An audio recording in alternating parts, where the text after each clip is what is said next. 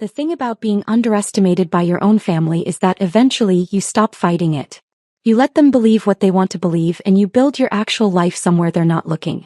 I learned this lesson around year 3 of my surgical residency, when Mom asked if I was still doing that medical school thing, and seemed genuinely surprised I hadn't given up yet. By year 5, when I'd been published in the New England Journal of Medicine for innovative trauma surgery techniques, she was telling her book club friends I worked at a hospital in some technical capacity.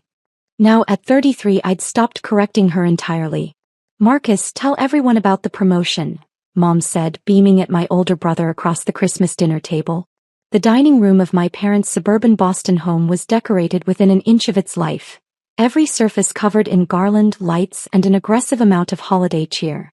Marcus straightened in his chair, preparing to hold court. "Well, I'm now senior project manager at the firm.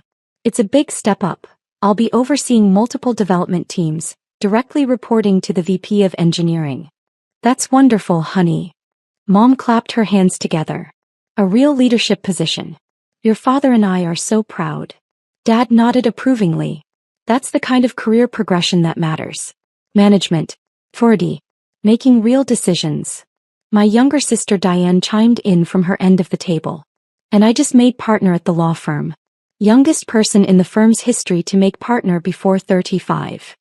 More enthusiastic congratulations erupted around the table. More praise for real accomplishments, tangible career milestones that made sense to people who read job titles and understood corporate hierarchies. Then Mom turned to me with that expression. The one that mixed maternal concern with mild disappointment, like looking at a houseplant that refused to thrive despite adequate watering. "And Jordan, how's your computer work going?" I took a sip of wine. "It's going well, thanks." "Still in the basement at that hospital?" Dad asked, his tone suggesting this was roughly equivalent to living in a van. "I work at Massachusetts General, yes." "Doing the IT stuff?" Marcus asked, not unkindly. He genuinely believed this. They all did. "Tech support, computer repairs, that sort of thing?" "I work with technology in a medical context," I said, which was technically true. Surgical robots were technology. Advanced imaging systems were technology. The entire modern operating room was essentially a technology showcase. Mom patted my hand sympathetically. "Well, hospital work is stable even if it's just technical support. Not everyone can be in management or leadership. The important thing is you're employed." Diane's husband, a corporate attorney who joined the family 2 years ago, leaned forward with the confidence of someone about to impart wisdom. "Have you considered getting certified in hospital administration? IT skills are good, but if you want to move up you need business credentials. I know some people in healthcare management if you want an introduction." "That's thoughtful," I said. "I'm pretty settled in my current role though." "But there's no advancement in tech support," Marcus insisted, his project manager instincts kicking in. "You're 33, Jordan. You should be thinking about career progression. Moving into management. Building something." Dad set down his fork with that decisive gesture that meant he was about to deliver serious fatherly advice. "Your brother's right. You've been doing the same computer job for 8 years now? At some point you need to show ambition. Take on leadership responsibilities. Make something of yourself." I'd been chief of surgery at Massachusetts General Hospital for 14 months. Before that I'd spent 2 years as vice chief. Before that I'd been the head of the trauma surgery division. I oversaw 240 physicians across 11 surgical departments. Last month I'd performed a groundbreaking procedure that separated conjoined twins. A surgery so complex it had required 17 hours in the OR and coordination with specialists from 4 countries. But sure, I needed to show more ambition. "I'll keep that in mind," I said, refilling my wine glass. Mom sighed. "We just worry about you, honey. Marcus has his management career, Diane has her partnership. They're building real professional legacies. You're a smart person. You could do more than fix computers in a hospital basement." "I appreciate the concern. Have you at least gotten a raise recently?" Dad asked. "Cost of living in Boston is brutal. I hope they're paying you decently for the tech support work." My compensation package last year was north of $800,000, not including bonuses and speaking fees. My hospital basement was actually a corner office on the 8th floor of the surgical wing with views of the Charles River. But I just smiled and said, "I'm doing fine financially, Dad." The conversation mercifully shifted to other topics. Diane's recent courtroom victory, Marcus's new house in the suburbs, Mom's book club drama. I faded into the background, which was where I preferred to be during these family gatherings. Let them have their narratives. Let them believe I was their underachieving youngest child who'd somehow ended up in a dead-end tech support job at a hospital. The truth was too complicated to explain, and they'd proven over the years that they weren't interested in hearing it. My phone buzzed silently in my pocket. I ignored it. Probably a consult request that my on-call team could handle. Christmas dinner with family meant being unavailable unless it was a genuine emergency. Bust again. Then a third time in rapid succession. I pulled it out discreetly under the table and glanced at the screen. 3 messages from my administrative assistant, marked urgent. Mass casualty incident incoming. Multi-vehicle accident on I-93. At least 15 critical injuries. All trauma teams being activated. If we need you. Multiple complex traumas. Your team is requesting your presence. Trauma bay is being cleared. This is going to require all hands. I was reading the 4th message when my pager went off. The high-priority tone that meant genuine emergency, not routine consult. In the sudden silence that followed the beeping, every head at the table turned toward me. What's that noise? Mom asked, looking confused. Is your phone broken? It's a pager, I said, standing up and pulling the device from my belt. The screen showed what I'd expected. Trauma alert, mass casualty, chief of surgery required, immediate response. A pager. Marcus laughed. Those still exist. I thought only doctors used those, and even then. He stopped mid-sentence, his expression shifting as some connection fired in his brain. I was already moving toward the hallway, pulling up the detailed incident report on my phone. 15 victims, multiple critical. At least 3 requiring immediate surgical intervention. 2 pediatric cases. This was going to be bad. My phone rang, the distinctive tone I'd assigned to my trauma coordinator. I answered while grabbing my coat from the hall closet. Dr. Williams, we've got a developing situation. Sarah's voice was calm but urgent, the tone of someone who'd coordinated enough emergencies to stay professional under pressure. Multi-vehicle pileup on I-93 northbound. Initial responders are reporting at least 15 critical injuries. We're activating all trauma teams, but we need you here. Multiple cases are going to require your expertise. What's the breakdown? I asked, already running through mental protocols. 3 patients with severe chest trauma, 2 with complex orthopedic injuries, 1 with massive internal bleeding, and 2 pediatric cases with head trauma. Plus multiple others still being assessed. The ER is about to be overwhelmed. Activate the disaster protocols. I want all available or staff called in. Clear operating rooms 2 through 7. Get neuro involved for the head traumas and call Dr. Patterson in for the pediatric cases. I'm 20 minutes out. Already done. We're setting up now. How fast can you get here? I'll be there in 15. I hung up and found my entire family crowded in the hallway, staring at me with expressions ranging from confused to stunned. What was that about? Dad asked. Why are you talking about operating rooms? I was shrugging into my coat and checking my bag, always kept packed with a change of scrubs and my surgical basics. Mass casualty incident. I need to get to the hospital. But your IT support, Mom said, her voice rising with confusion. Why would they call you for a medical emergency? I'm not IT support, Mom. I'm a surgeon. A surgeon.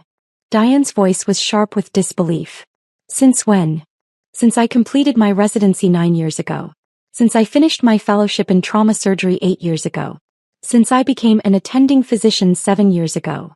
I was moving toward the door, but they'd formed a semicircle blocking my path. Marcus stepped forward, his expression cycling through confusion and something that might have been anger. Wait, you're saying you're an actual doctor? Surgeon? And you've been letting us think you work in IT for how long? I never said I worked in IT. You all decided that's what I did, and I stopped correcting you after the 15th time you ignored me. My phone rang again. Sir. Dr. Williams, first ambulance is 2 minutes out. Severe chest trauma, possible cardiac involvement. We need you in Trauma 1 immediately. On my way. I ended the call and met my mother's eyes. I'm the chief of surgery at Massachusetts General Hospital. I have been for over a year. Before that, I ran the trauma surgery division for 3 years. I'm also an associate professor at Harvard Medical School, and I've published 47 papers in peer-reviewed journals.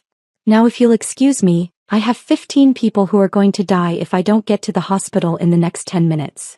The silence was absolute. Mom's face had gone pale.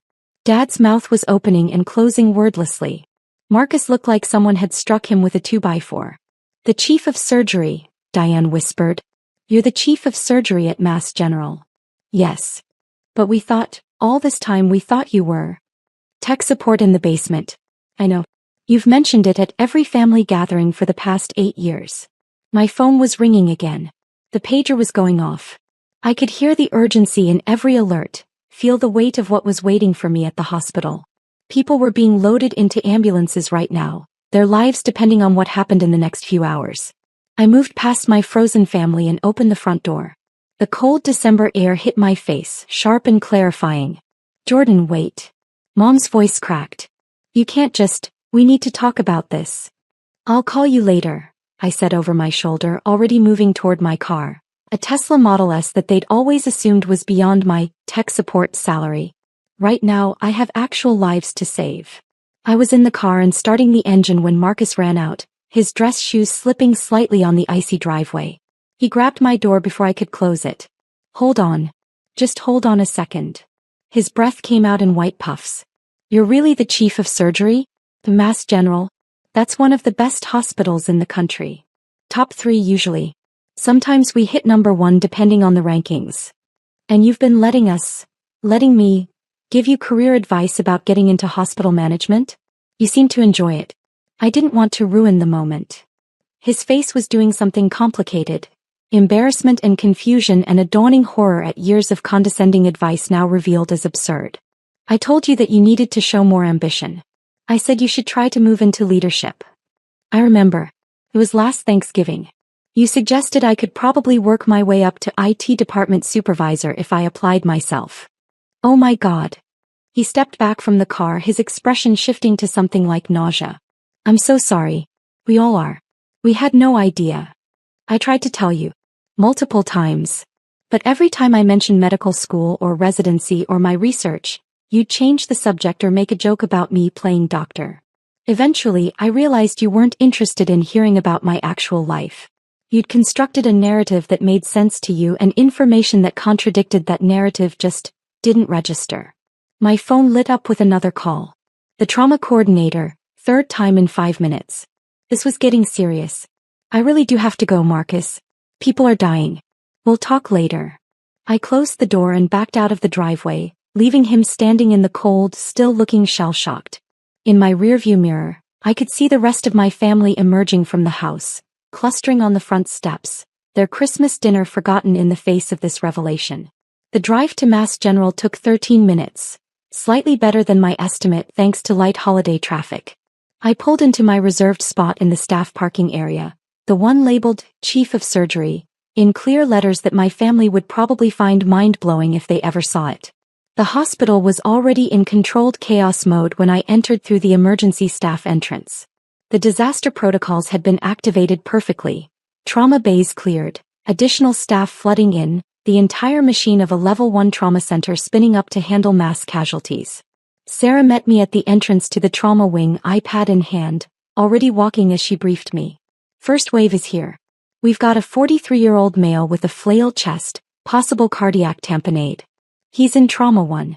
Second ambulance is 30 seconds out with a pediatric case. 8-year-old girl, severe head trauma. Third wave is coming in hot with multiple crush injuries. I was already moving, my mind shifting completely into surgical mode. The family drama, the years of misunderstanding, the shocked faces on the driveway, all of it fell away. This was what mattered. This was what I actually did. Not fixing computers in a basement, but making split-second decisions that determined whether people lived or died. Trauma Bay 1 was organized chaos. My team was already there. 2 of my best trauma surgeons, an anesthesiologist, 3 nurses, all moving with practiced efficiency. The patient on the table was a mess. Chest visibly unstable, breathing labored, vital signs deteriorating. Talk to me, I said, snapping on gloves as I approached the table. Dr. Rachel Kim, one of my senior trauma attendings, rattled off the assessment.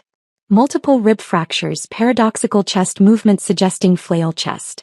Hypotensive, tachycardic. Beck's triad present, I think we've got cardiac tamponade. I did my own rapid assessment, my hands and eyes cataloging injuries with the speed that came from thousands of similar evaluations. She was right. The muffled heart sounds, the distended neck veins, the blood pressure pattern. The pericardial sac was filling with blood, compressing the heart, preventing it from pumping effectively. Get me an ultrasound, I ordered. And prep for an emergency pericardiocentesis. If that doesn't work, we're going to the OR for a thoracotomy. The ultrasound confirmed it. A large pericardial effusion, the heart literally being squeezed by accumulated blood. No time for the OR. We had to drain it now or he'd arrest in minutes.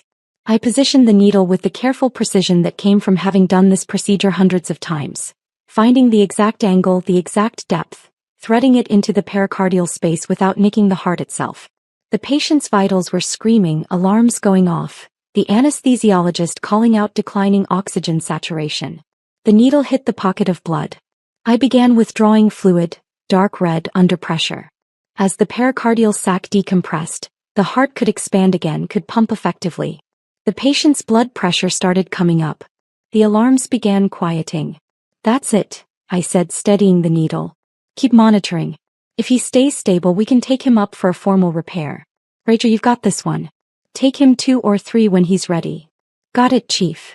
I was already moving to the next bay. The 8-year-old with head trauma. This one was going to be delicate, pediatric neurosurgery, requiring precision and patience and a particular kind of emotional control that came from years of operating on children. The next 6 hours blurred together in the way trauma surgery always did. A series of critical decisions, emergency interventions, moments where everything hung on getting the technique exactly right. The 43-year-old with the cardiac tamponade survived and went to the ICU stable. The 8-year-old required a complex craniotomy to evacuate a subdural hematoma, but her prognosis was good. A teenager with a ruptured spleen got an emergency splenectomy. 2 orthopedic cases with complex fractures were stabilized and sent to surgery with the ortho team. By 2 a.m. the immediate crisis was over. 15 critical patients had come through our doors. 13 were alive and stable. 2 had been too far gone when they arrived. The massive head trauma, the internal injuries that were simply too extensive to repair. 2 deaths out of 15 critical traumas was actually good. Better than the statistical average. But every loss still hit like a personal failure. A reminder that even with all my training and experience, I couldn't save everyone. I was in the staff lounge, still in my blood-stained scrubs, drinking terrible coffee and completing the last of my documentation when Sarah found me. Chief, you've got about 40 missed calls on your personal phone. Should I be concerned? Family, I said. They just found out what I actually do for a living. She raised an eyebrow. How did they think you paid for that penthouse in Beacon Hill? They thought I rented a small apartment somewhere and was very good with credit cards. That's... She searched for words. How? You're the chief of surgery at Mass General. You're in the news. You've been on CNN. You literally testified before the state legislature about healthcare policy last year. They don't watch medical news. They don't follow healthcare policy. And when I tried to tell them, they heard what they wanted to hear and filtered out the rest. I took another sip of terrible coffee. It was easier to let them believe what they wanted than to keep fighting about it. But you're one of the top trauma surgeons in the country. You pioneered 2 new surgical techniques. You've saved hundreds of lives. To them, I was the underachieving youngest child who never quite measured up to Marcus's project management career or Diane's law partnership. Sarah shook her head slowly. That's genuinely insane. What changed tonight? Mass casualty incident. They heard me take the call, saw the pager, heard me coordinating the trauma response. Kind of hard to maintain the IT guy narrative when someone calls you chief of surgery repeatedly on a phone call your entire family overhears. Oh. He started laughing. Oh, that must have been satisfying. More complicated than satisfying. Mostly just sad, honestly. 8 years of being underestimated by people who should have known better. My personal phone buzzed again. Text from Mom. Please call. We need to understand what happened. Why didn't you tell us? Another from Dad. We're proud of you. We should have listened better. Please come back so we can talk. Marcus, I'm an idiot. I gave the chief of surgery at Mass General advice about career advancement. I'm never going to live this down. Diane, why didn't you correct us? We made fools of ourselves. I set the phone down without responding. They could wait. Right now, I had patient charts to review, follow-up orders to write, and 2 families to notify about deaths that would shatter their holidays. The personal drama could wait. The actual job, the one they'd never bothered to understand, came first. Sarah was still watching me. Are you going to call them back? Eventually. Not tonight. They're probably losing their minds. Probably. But I've been losing my mind at family dinners for 8 years, listening to career advice from people who didn't know what my career actually was. They can manage one night of uncertainty. She smiled slightly. That's cold, Chief. That's reality. They constructed a comfortable narrative where they were successful and I was struggling. That narrative made them feel good about themselves, so they maintained it even when I presented evidence to the contrary. Now they're dealing with cognitive dissonance and it's uncomfortable. Welcome to what I've been experiencing for nearly a decade. My phone rang, the hospital line. Probably a consult or a post-op update. I answered, falling back into the professional mode that was more comfortable than family drama. Dr. Williams. Chief, it's the ICU. The cardiac tamponade case from earlier. He's stable but his family is here. They're asking to speak to the surgeon who saved his life. I'll be right there. I stood up, drained the last of the terrible coffee and headed toward the ICU. This was the part of the job that nobody saw, that my family certainly didn't understand. Not just the dramatic surgery but the aftermath. The family meetings. The careful explanations. The managing of expectations and grief and hope.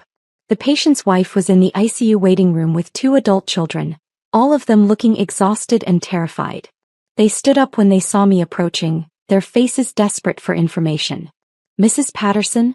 I'm Dr. Williams, Chief of Surgery. I performed the emergency procedure on your husband. Is he going to be okay? Her voice was shaking. They said his heart, they said he almost died. He was in critical condition when he arrived. He developed a condition called cardiac tamponade. Blood was accumulating around his heart, preventing it from pumping effectively. We performed an emergency drainage procedure which stabilized him. He's currently in the ICU sedated, but his vital signs are strong. The next 24 hours are critical but his prognosis is good. She started crying. The release of tension that came from fear transforming into hope. One of the adult children, a woman about my age, grabbed my hand. Thank you. Thank you so much. They said if you hadn't been there, if you hadn't known exactly what to do. I had an excellent team, I said, which was true. But yes, timing was critical. He's lucky he got to us when he did. We talked for another 20 minutes. Me explaining the injuries, the procedure, the recovery timeline, what to expect in the coming days. Answering their questions with patience and clarity, helping them process the trauma of nearly losing someone they loved. This was what I did. This was what my family had dismissed as computer work in the basement. These moments of life and death, these conversations with terrified families, these decisions that rippled out in ways they would never understand. It was nearly 4 a.m. when I finally left the hospital. The December night was bitter cold, the city quiet in that particular way of pre-dawn Boston. My phone had accumulated more messages, family mostly, but also several from colleagues who'd heard about the mass casualty response and were checking in. I drove home through empty streets, too tired to process the family drama properly. My penthouse, the one they thought was a small apartment, was dark and quiet when I arrived. Floor-to-ceiling windows overlooked the city, the Charles River a dark ribbon reflecting scattered lights. I poured a proper glass of wine, not the cheap stuff from dinner, and stood at the window thinking about perception and reality. About how people see what they want to see, hear what they want to hear. About how exhausting it becomes to correct those misperceptions, especially when the people doing the misperceiving are the ones who should know you best. My phone buzzed one final time. Text from Rachel Kim. Great work tonight, Chief. That cardiac tamponade save was textbook. Guy's stable and looking good for recovery. You made the difference. I smiled and typed back. Team effort. You all did excellent work. But I kept her message on the screen, staring at those words. You made the difference. That's what mattered. Not my family's belated recognition of my career. Not their shock at discovering I wasn't who they thought I was. But this, the actual work, the actual lives saved, the actual difference made. Tomorrow I'd deal with the family situation. I'd have the uncomfortable conversations, accept their apologies, maybe try to rebuild something more honest. Or maybe I wouldn't. Maybe I'd let them sit with the discomfort of realizing they'd spent 8 years being wrong about someone they claimed to love. But tonight I was just tired. Tired from the surgery, tired from the revelations, tired from years of being underestimated. I finished the wine and went to bed. Somewhere in suburban Boston, my family was probably still awake, processing and panicking and trying to reconcile their comfortable narrative with the uncomfortable reality.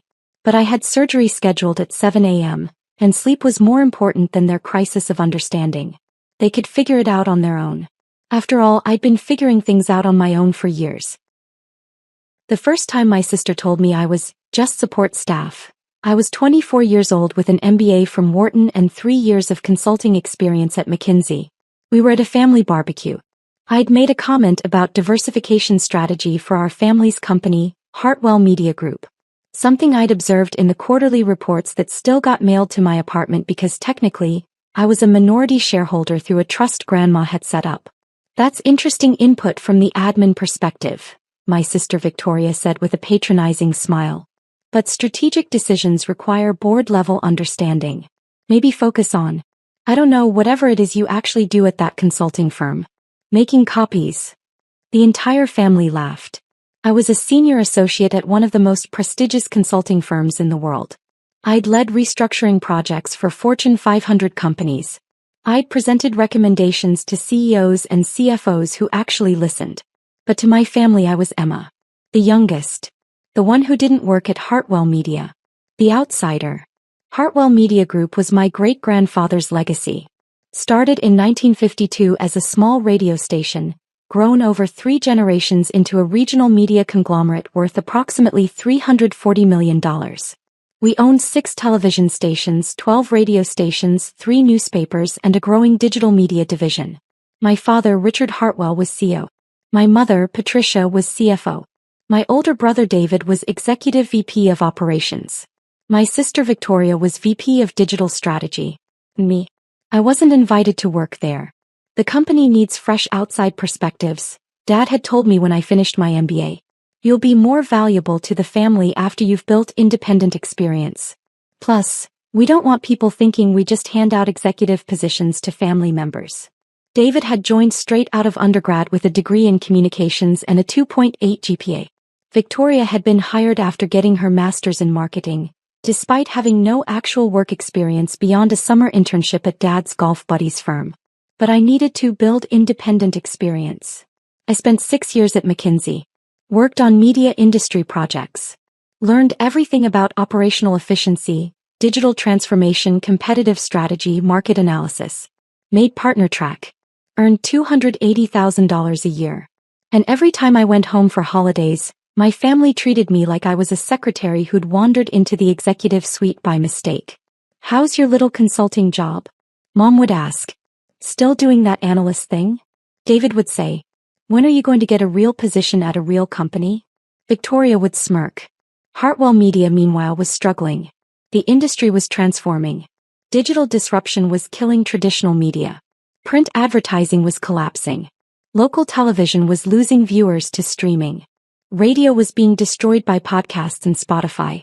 Companies that didn't adapt were dying. Hartwell wasn't adapting. I could see it in every quarterly report. Revenue declining year over year. Profit margins compressing. Digital division underperforming despite Victoria's leadership. Operating costs climbing while returns diminished. The company needed restructuring. Strategic repositioning. Digital-first thinking. Painful decisions about legacy assets. But my family was in denial. Traditional media will bounce back, Dad insisted at every family dinner. This is just a temporary disruption. People will always want quality local journalism and broadcasting. He was wrong. I'd worked on enough media projects to know, adapt or die. There was no middle ground. When I was 29, opportunity knocked. A former McKinsey colleague, Jennifer Park, had left consulting to become a partner at Redstone Capital, a private equity firm specializing in distressed media assets. We'd stayed friends, got drinks occasionally, talked industry trends. Over wine one night she said something that changed everything. Your family's company is in trouble. I sighed. I know. They won't listen to me. No, Emma. I mean serious trouble. We've been analyzing Hartwell Media as a potential acquisition target. Your financial trajectory is unsustainable. Without major restructuring, you're looking at bankruptcy or forced sale within 3 to 5 years. My stomach dropped. That bad? The traditional revenue streams are collapsing faster than digital can compensate. Your cost structure is bloated. Leadership is making defensive decisions instead of transformative ones. And your debt load is becoming dangerous. What would Redstone do if you acquired it? Restructure aggressively. Cut unprofitable assets. Invest in digital. Replace management with operators who understand the new media landscape. Turn it around or sell the pieces. My family would never sell. Jennifer looked at me carefully. What if they didn't have a choice? What do you mean? Hartwell is publicly traded. Your family owns 52% through various holdings. But 48% is available on the market. If someone acquired enough shares, built relationships with the board, demonstrated better leadership, they could force changes. A hostile takeover? More like a competency intervention. Emma, you're the smartest media strategist I know. You understand this industry better than your entire family combined. Why are you on the outside watching them drive your legacy into the ground? I thought about it for a long time. What would it take? Asked finally. Capital, strategy, patience, and a willingness to do what they won't see coming. 3 months later, I did something that would either save my family's company or destroy my relationship with them forever. I liquidated everything. My investment portfolio, my savings, my retirement accounts. Took out loans against my McKinsey partnership stake. Called in every favor. Talked to every wealthy contact I'd made in 6 years of consulting. I raised $8.2 million. Then I started buying Hartwell Media stock. The stock was trading at $14 per share, down from $38 5 years earlier. The market had lost confidence. Volume was low. Nobody was paying attention. I bought slowly. Small lots through different accounts. Nothing that would trigger regulatory attention. Over 18 months, I accumulated 380,000 shares, roughly 8% of the company. Cost me everything and left me leveraged to terrifying levels. But I wasn't done. Through Jennifer's connections, I met with the institutional investors who owned significant Hartwell positions. Pension funds, mutual funds, investment firms. They were frustrated. They'd watched their holdings lose value for years. They wanted change. The current leadership is inadequate, I told them in private meetings. I've analyzed every aspect of this company. I know where it's failing and how to fix it. With the right management, Hartwell Media could be worth $600 million within 3 years. And you think you're the right management? One fund manager asked skeptically. I presented my credentials, my McKinsey experience, my media industry expertise, my family knowledge of the company's assets and culture, my detailed turnaround plan. The Hartwell family won't support you, another investor said. They don't have to. They need to be outvoted on the board. I need you to vote for real change. It took months of cultivation, presentations, relationship building, demonstrating competence. Slowly I built a coalition. Institutional investors controlling another 22% of shares agreed to support new leadership. My 8% plus their 22% gave me 30% support. The family had 52%. I was still outgunned. But I had one more card to play. Hartwell's board had 9 seats. 5 were family members, Dad, Mom, David, Victoria, and Uncle Robert. 4 were outside directors, independent businesspeople required by corporate governance. Those 4 outside directors had watched the company decline